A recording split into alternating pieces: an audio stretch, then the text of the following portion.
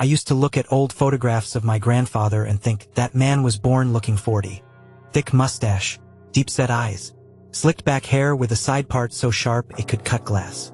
Hands that looked like they'd already built 2 houses and buried 1 dream. In every single photo, he looks like a man who's been carrying the weight of the world since breakfast. Then I found out something that made me rethink everything.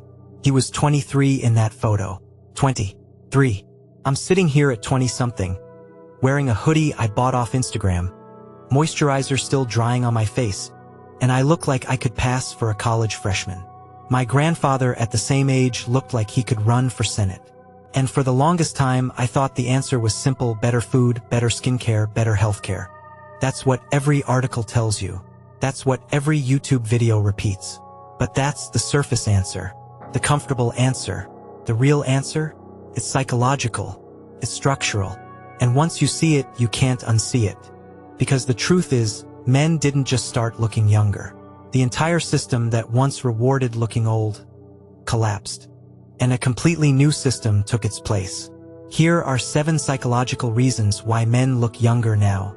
And not a single one of them has anything to do with skincare or sunscreen. If you understand even 3 of these, you'll never look at an old photograph the same way again. What I'm about to walk you through isn't biology. It's not genetics. It's a complete rewiring of the social, psychological, and economic forces that shape how men age, or more accurately, how men appear to age. Some of these are backed by published research. Some of them are patterns so obvious that once I name them, you'll wonder how you never noticed before. Let's start with the one that flipped everything. Number 1. Your grandfather wanted to look old. You don't. Here's something nobody talks about. 100 years ago, a 25-year-old man would grow a full beard, wear a 3-piece suit, and carry a pocket watch. Not because he had to, but because looking older meant people would actually listen to him. During the Victorian era, young men deliberately aged themselves up. Full whiskers, round spectacles, dark wool vests buttoned to the throat. A study on Victorian-era masculinity noted that facial hair was a direct symbol of embodied manliness. Young British men in the early 1800s adopted side whiskers specifically to signal maturity and authority, even when it initially drew ridicule. Think about that. They weren't trying to look good.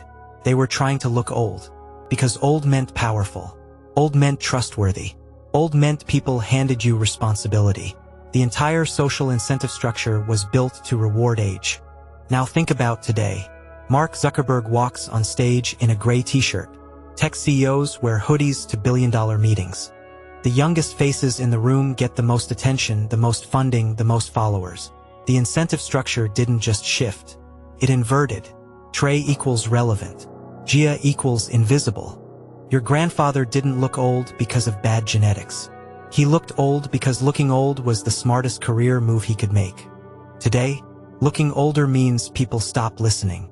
Me, I think about this every time I see a LinkedIn profile photo, where someone clearly chose the youngest looking picture they had. We're all playing the same game. We just don't admit it. This one sounds strange, but it works on a level most people never consider. Number 2. The algorithm taught men to see their own face. Before 2010, most men went through their entire day without seeing their own face more than twice. Once in the bathroom mirror while shaving. Maybe once more in a store window by accident. That was it. Your dad's generation knew their own face the way you know the back of your hand, vaguely. From one fixed angle, in one fixed light, with zero social feedback. Then, on June 24, 2010, Apple released the iPhone 4. And it had something no mainstream smartphone had ever had before, a front-facing camera. That was the moment hundreds of millions of men suddenly had a mirror in their pocket. A mirror they could look into 50 times a day. A mirror that nobody judged them for using.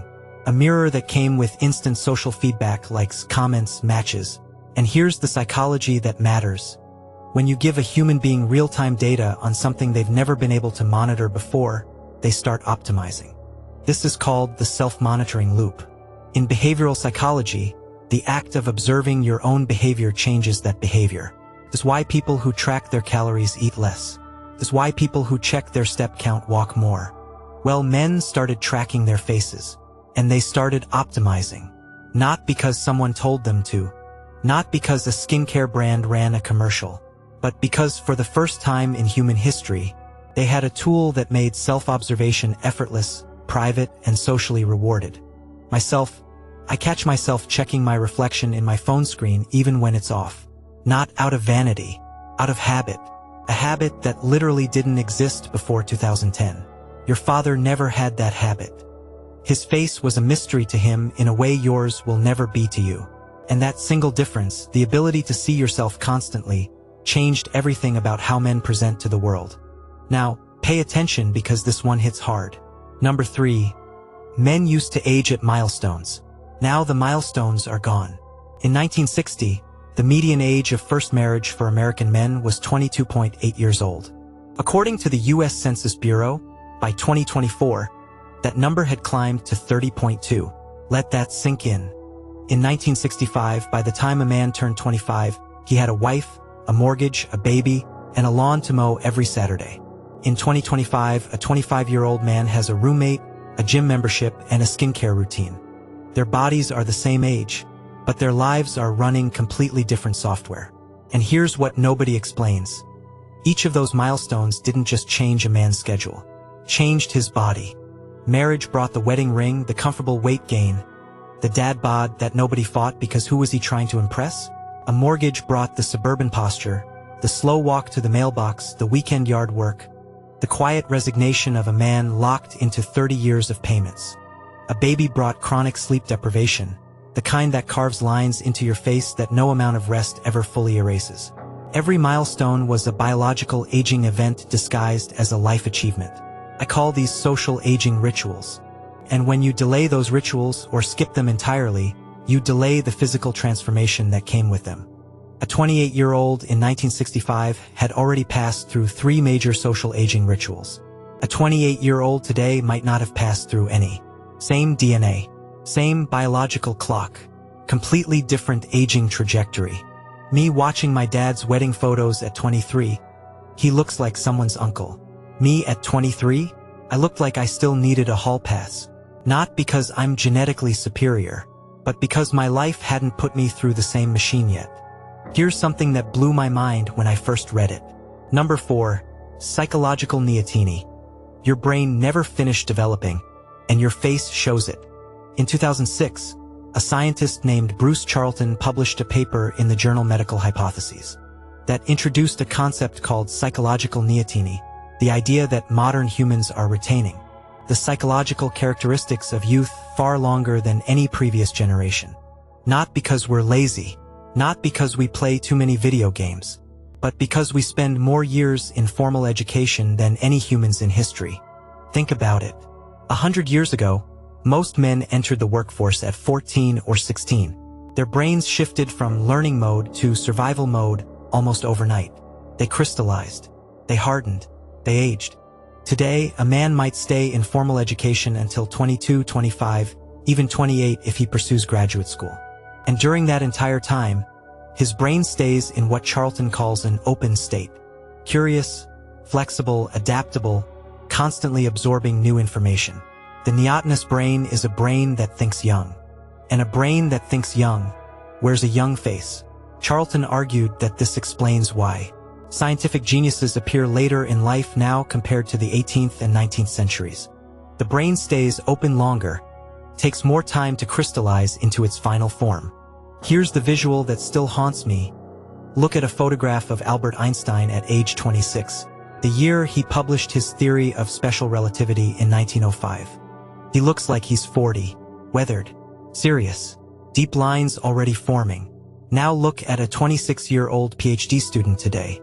They look like they could be carded at a bar.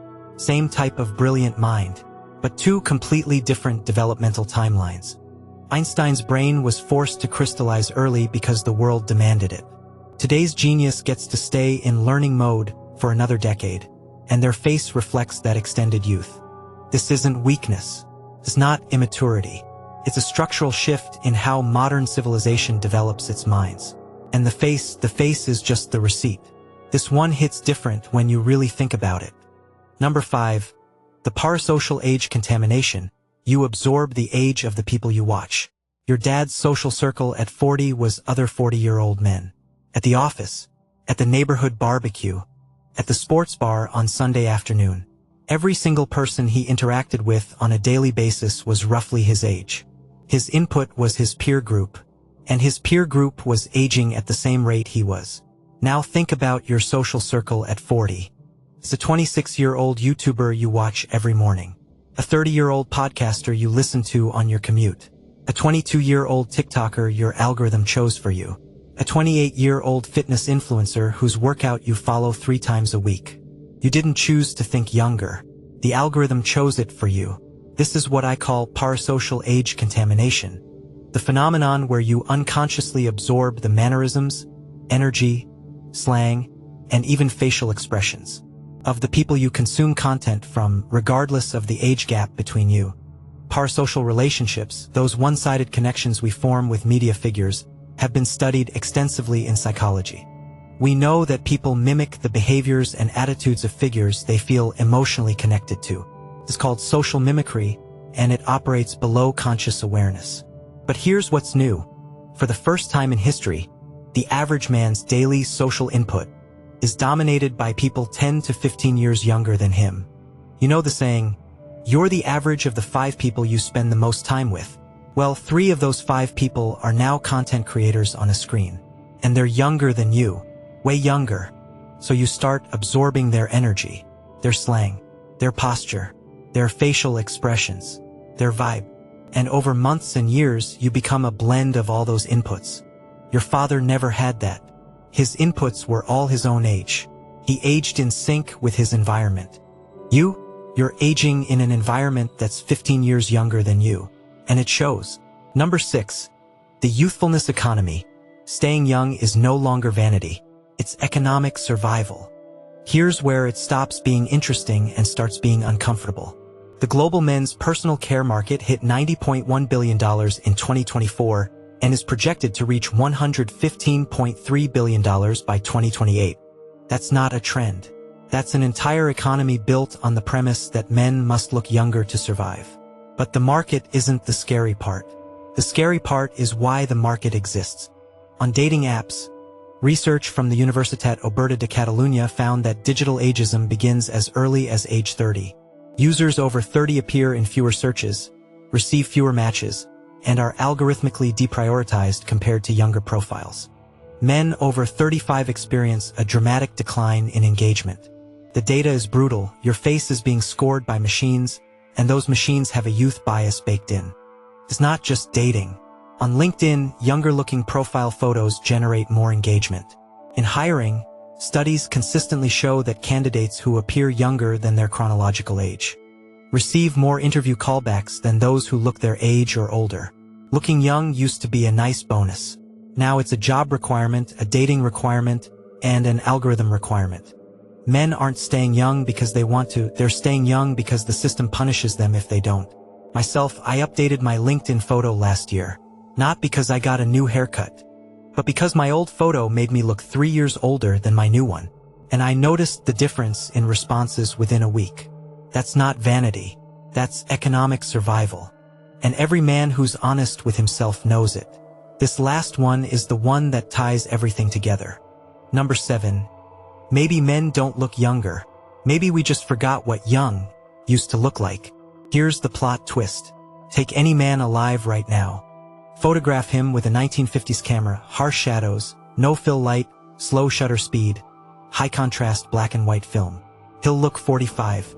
Now take the same man, same second, same face, and snap a selfie with a modern smartphone. One that auto-smooths skin, auto-fills shadows, auto-brightens eyes, and runs AI beauty processing that's enabled by default on most Android devices. He'll look 30. Same man, same face, 2 completely different ages. The photographs we use as evidence that men used to look older are products of a completely different imaging technology. Portrait photography in the 1920s through 1960s used low ISO film with long exposure times. That meant harsh directional lighting, deep shadows that exaggerated every wrinkle, and subjects who had to hold perfectly still, which meant no smiles, no relaxed expressions, just stern, rigid faces staring into the lens. Modern selfies, AI processed, ring lit, beauty mode enabled, taken from the most flattering angle out of 47 attempts. We're comparing two entirely different visual systems and drawing biological conclusions. That's not science. That's an optical illusion at civilizational scale. I call this the photography age gap, the systematic distortion created by comparing images across incompatible technologies. Your grandfather didn't necessarily look older than you. He was photographed in a way that made every human being look 10 years older than they were. And you're photographed in a way that makes every human being look 10 years younger than they are. The truth is probably somewhere in the middle, but nobody's having that conversation because the before and after comparison is too satisfying, too clickable, too shareable to question. Maybe men didn't get younger. Maybe cameras just got nicer. Here's the uncomfortable truth most people avoid. Why men look younger now isn't one answer. The 7 answers layered on top of each other. A social incentive reversal, a technological self-awareness revolution, a demolition of life milestones, a neurological shift in how brains develop, a parasocial contamination of age identity, an economic system that weaponizes youth, and a photographic illusion we all participate in without knowing it. But underneath all 7 layers, there's one truth that connects them all. We didn't just change how men look. We changed what a man is for. 100 years ago, a man's value was measured by how much weight he could carry. The weight of a family, the weight of a mortgage, the weight of a reputation built over decades. And that weight showed on his face, in his posture, in the lines around his eyes. It was proof of value. It was the receipt for a life well lived. Today, a man's value is measured by how light he can stay, how fast he can adapt, how young he can remain in a world that refreshes every algorithm, every trend, every standard every 6 months. And that lightness shows too, in the smooth skin, in the casual clothes, in the face that looks like it hasn't committed to anything permanent yet. Neither version is better. Neither version is worse. But if you're a man watching this right now, wondering why you look so different from the photographs of your father at the same age, it's not because you're healthier. It's not because you have better genes. It's because the world asked something different of you, and your face answered. If this changed how you see yourself or how you see that old photograph of your grandfather, subscribe. There's more of this coming every week.